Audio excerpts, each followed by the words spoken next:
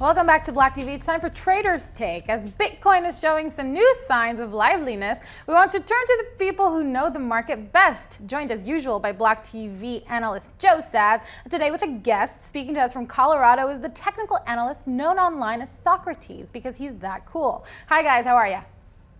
Good. Howdy. It's good to see you guys again, especially you, Socrates, after a full week. So kind of headlines are reading at this point that attributing the spikes now to the backed news, right? So it's kind of since backed future news came out, everybody is buying in, feeling that FOMO. Can you guys break that down a bit more for us? Sure. I disagree. I think if it was going to happen, it would have happened already, and I think we're a little too isolated of an ecosystem, as I say regularly, that news like this, considering the traders trading in the space, is not going to really impact much. Maybe on backed opening day, I might feel differently about something like that, but I'm not seeing an external variable, this being a news scenario, pump the price, especially days later. Sock?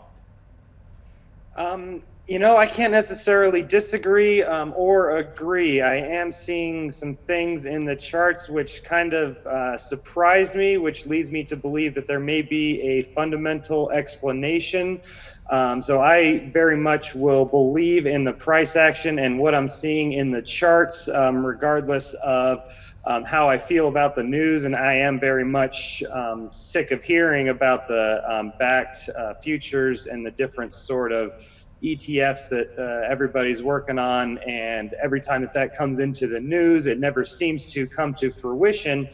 But if it does, then all of a sudden re-enter the news, and then we do see a significant reaction in the price. Well, that tells me that there maybe is something going on there, whether it be an insider that knows more than everybody else, or whether it be that this does actually have more chance of getting through than all of the previous ones. So definitely something to pay attention to, but I can't really give much more analysis than that. Well, no, not kind of keeping analysis just out of this particular question. In general, we absolutely want your analysis. But I mean, you called Bitcoin, you know, speculative at some point just a couple of weeks ago, and you're not wrong. And people who look to the sphere, right? FOMO is a thing, social media is a thing. It's kind of how the market seems to be working. So I hear you when you say it's old news and it doesn't necessarily affect it in a lot of hype, but there is something to say for the fact that it's affecting the market. And so do you not pay attention to those things at all? No, I do agree that we absolutely have to pay attention to price action that we're seeing and not be blind to some movement that is closely in line with a news development just because we are maybe frustrated by the previous attempts not coming to fruition. So I completely agree with you in terms of the action that we are seeing over the last couple days is very just a little bit different than what I would expect from a purely technical perspective, and therefore I am inclined to think that a fundamental development is the cause. Okay, great. So let's go take a look at the charts. Let's start off with Bitcoin, and please break down what's going on right now. All right, I'd be more than happy to pull up a chart. I will go ahead and share my screen now. Got a couple things that I've been keeping my eye on here that we can go over very quickly. First of all, taking a look at the bear channel that we saw developing. I think last week we were up in here and trying to see if this thing was going to break through the top of this market structure or find some resistance and pull back. I was expecting resistance off of this area, and this was when I called for a return to 87.50, maybe it was 87.75, and that was basically 87.75. Thank you. So that was due to this horizontal right here, along with it being a return to the bottom of this bear channel here. So I thought that this pullback should return to this 87.75 area, and instead we pull up short here. So this is what I was saying right here that I did not really expect this, and this is kind of what had me scratching my head and what has me thinking that potentially a fundamental development is what's behind this higher low that came in here, because you notice that we've got a lower high right here as it relates to here, and then we've got lower lows here. So we've got lower highs and lower lows, lower high, and then all of a sudden, instead of making another lower low, it stops short and creates a higher low. So that is what has me scratching my head a little bit, and is why I am maybe looking to more than just purely technicals right now. And as we can see, there is a horizontal area of resistance coming in right around where the price is testing now. So I am looking for this to find resistance right here in the 10,775 area. If that doesn't happen, I'm definitely going to have to reevaluate. And just a couple more things to look at very quickly. I am viewing this as a bear flag, which is going to be a counter trend correction following a down move. So here we have the down move, and now we have this counter trend correction, which fits into a pretty tight channel. What we can do is measure this move by including the pull to the bottom of this pattern. And we do see that that does give us a measured move of down to around the 8,500 area. This has not confirmed yet. You do need a close below this bottom trend line for this to confirm. If we do break above the top of this trend line, then it is no longer intact. So something to keep an eye on. And one other thing that I have been paying close attention to is the daily Ichimoku cloud is something that I like a lot. It can look confusing at first glance, but in reality, there's only a couple things to pay attention to. First thing that happened is that we got a bearish Kumo twist. So this cloud is bearish now that it is red. That occurred back in here. We fell below the cloud right here, which is the second step of the equation. So we're below the cloud with a bearish Kumo twist. The third step occurred right here with a bearish TK cross. So with that happening, we do have the cloud turning fully bullish yesterday. But today, this candle is trying to break back above the cloud, which would reverse that second step. As that is happening, it is finding resistance from the Kijun Sen, which is on top right here. So pay very close attention. A daily close above 10,660. 10,653 would be very significant. If it doesn't close above that area, then I would expect a retrace back down to the bottom of that bear flag pattern. That's everything I've got on Bitcoin. Should I send it on over to you, Joe? Okay, so I'll take it from what Socrates was just explaining.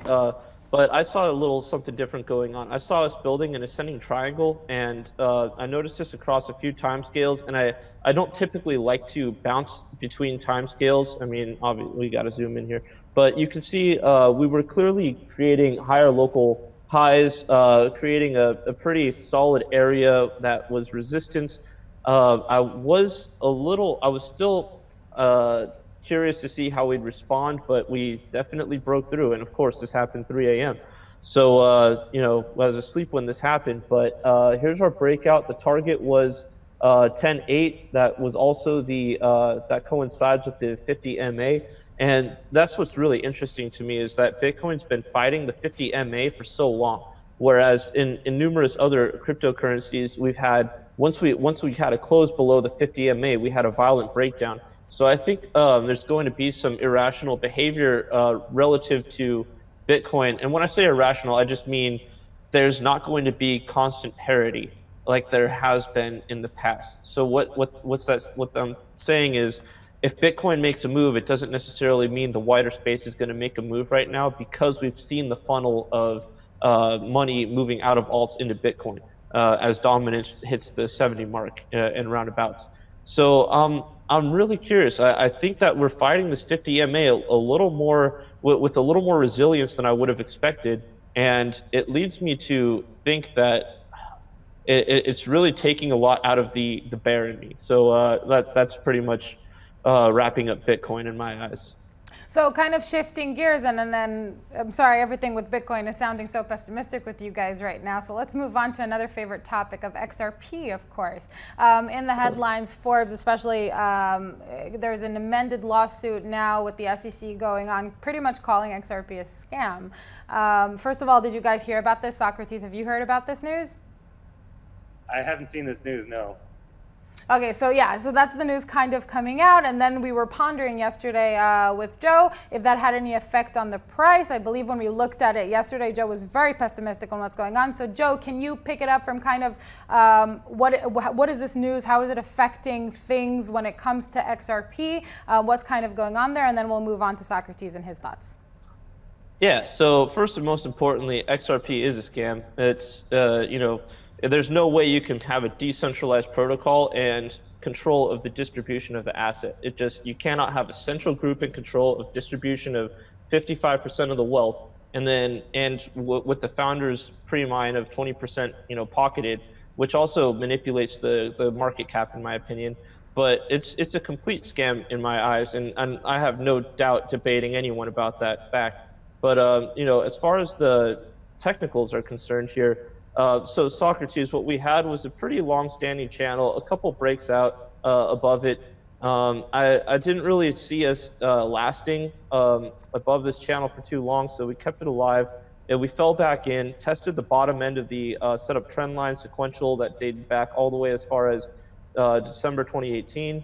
And now we've broken beneath it with a serious close beneath it, decimated that line, decimated the other support line that I have drawn here at 25 cents, just under 26 cents, and we're making a very weak recovery in my eyes. This is like not what I want to see if I was an XRP bull looking for a recovery. What do you see here, Sock? Yeah, could you maybe just zoom that out to the weekly a little bit to get a better picture of that horizontal? So yeah, that is very interesting to see if that 25 is going to break down with a weekly close below. If that happens, then look out below. That is for sure. And this could be the type of event that sparks a major long-term support breaking down. I am fully in agreement with Joe in terms of XRP being a scam. It is I think one of the most obvious scams in the space. There are a lot that are very borderline, that maybe the founders' intentions are good and they're really trying to add some value, but they're just maybe a little bit misguided. There's a big spectrum in this space, and XRP is on the end of the scammiest of the scammies. And it is something that I think will be very easy to prove for the SEC or any regulatory bodies looking into how the founders locked up some of the initial supply and how they have been offloading it over the past year. There has been tremendous selling pressure from the founders. The way that Stellar Lumens was set up as a potential another area for them to exit scam on people that are buying into their project. So I am very convinced that this is a scam. It makes me very interested and happy to hear that regulators are looking in, because I think that their hair is going to be blown back and that they're going to be having a very easy time to make a case against them and the founders. Right, so perhaps the XRP army, so to speak, is kind of pulling away now with all of the developing news coming out. The article that I mentioned earlier, the Forbes article, did quote Tone Vays, known Bitcoin maximalist, who's of Twitter fame, crypto social fame, I would call him, and he was quoted as saying the SEC is bringing Thor's hammer upon XRP. So, I mean, we'll see where that leads and get updates, but it's definitely something to look into and a lot going on there. But I kind of want to ask you guys as Bitcoin maximalists here, do you not think, because if the SEC was on Bitcoin, if the SEC was on anything else, this would the tables would be flipped here. So Joe, do you think it's fair? Are we being a bit hypocritical? Oh, I mean, try it. Come after Bitcoin. Do it. I dare you, SEC, CFTC. I could set up a Raspberry Pi, and I could get a satellite dish. I can connect with a satellite that is operating a full node. There's absolutely nothing that anyone can do to stop Bitcoin. You might be able to cripple it with regulatory action. There might be some, ifs, ands, and buts in between, but I fully invite them to try to attack Bitcoin. I don't think it'll work. That's obviously going to come. That's in the future. We saw the government respond to Libra, which was just a global stablecoin connecting people on Facebook. Now, we know that Bitcoin's going to be, it's on the radar. We just don't know when it's going to be hit by regulators. So, I mean, it's going to be a dark time in Bitcoin's future. It's going to be rough, but, Bitcoin's going to win. I have no doubt in my mind. Now, you can sue XRP. You can sue Token Pay. You can sue any of these other altcoins with a central team, incorporated or not. I mean, there are points of failure, whereas in Bitcoin there are not, and to that extent. So, my point would be, please, by all means, we look forward to that war in the future, and we're prepared. Socrates, are we being, are Bitcoin maximalists in general being hypocrites here, or are you saying bring it on?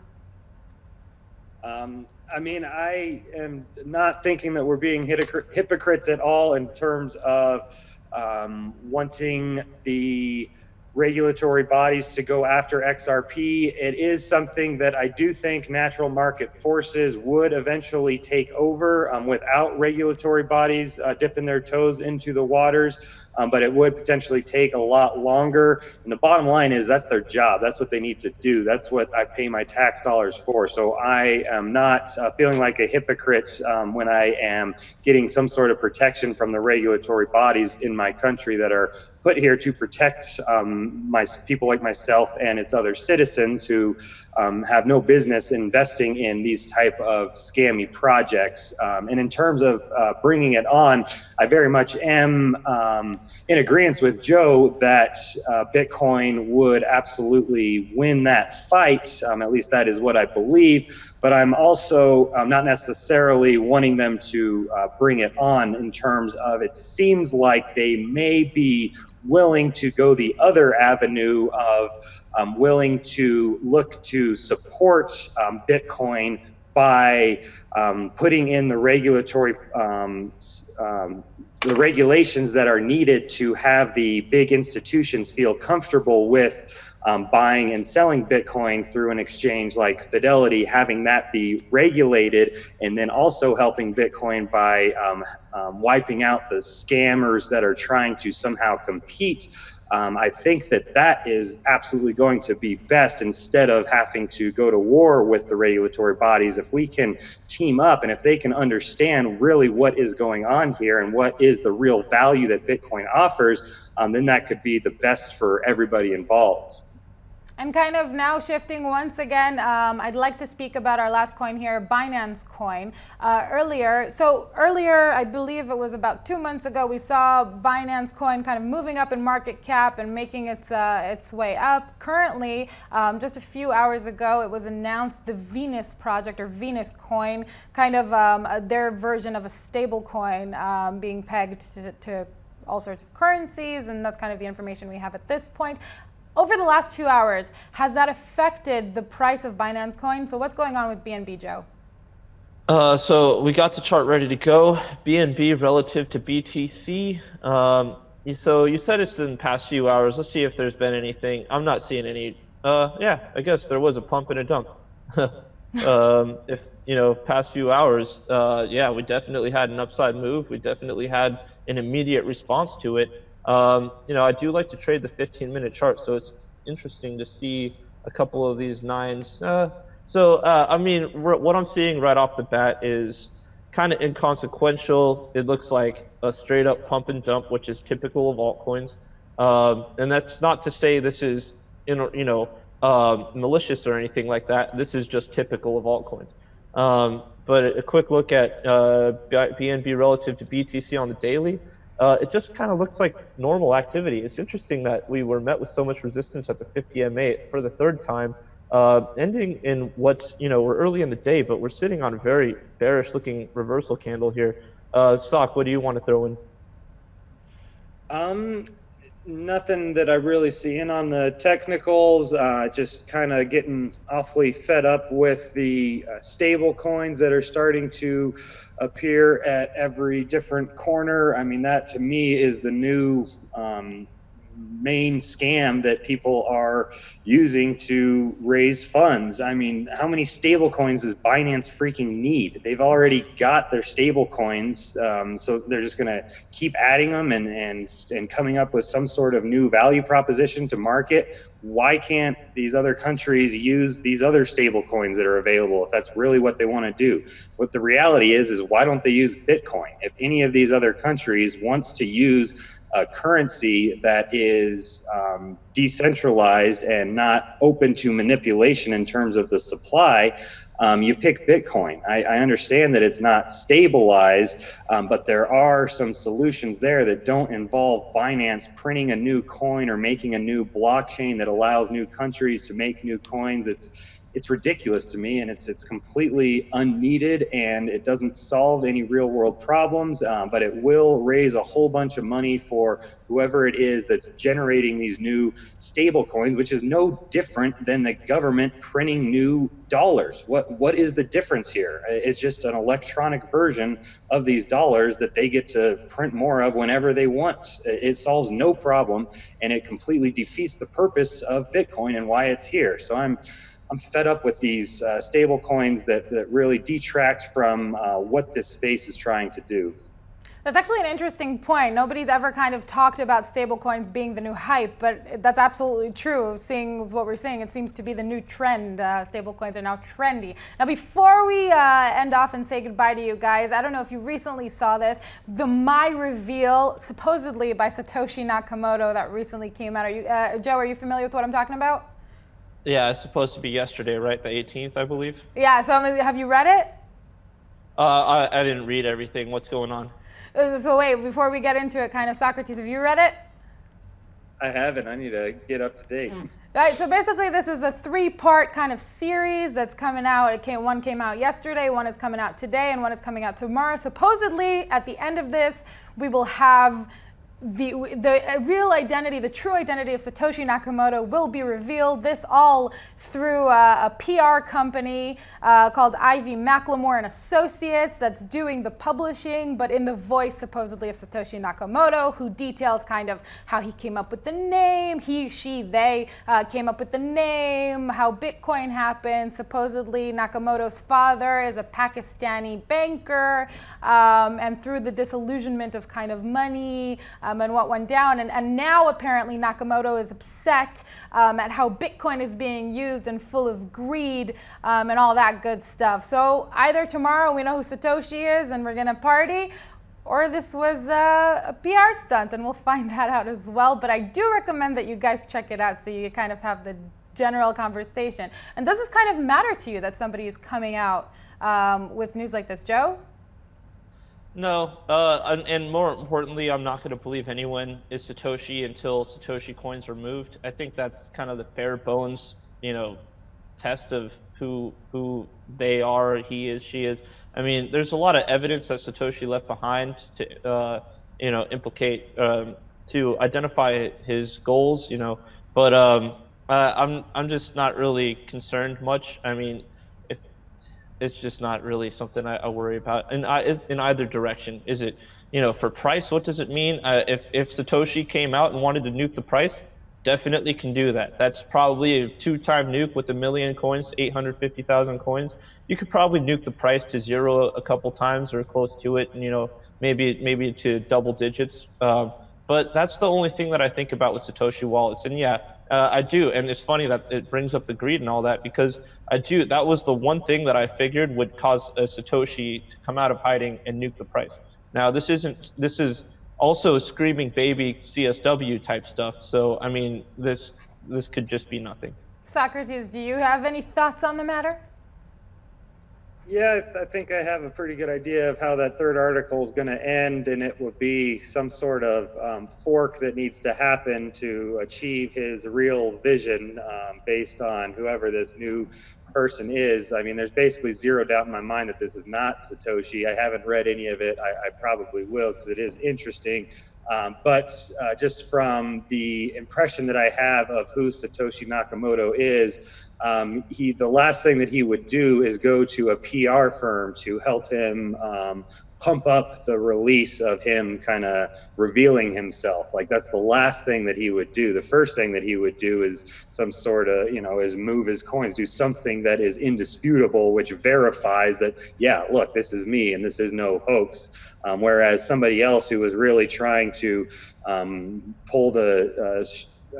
somebody who is really trying to pull something over and really trying to hype up a new scam coin, what would they do? Well, they would go straight to the best PR firm that they could find.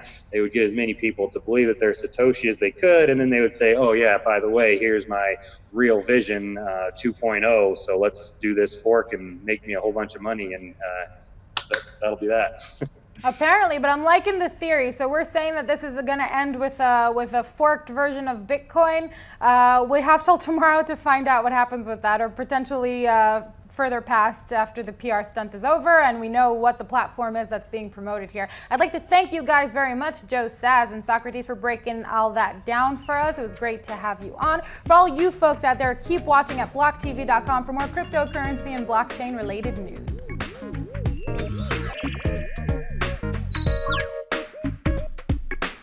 For more news and updates, follow us on Twitter.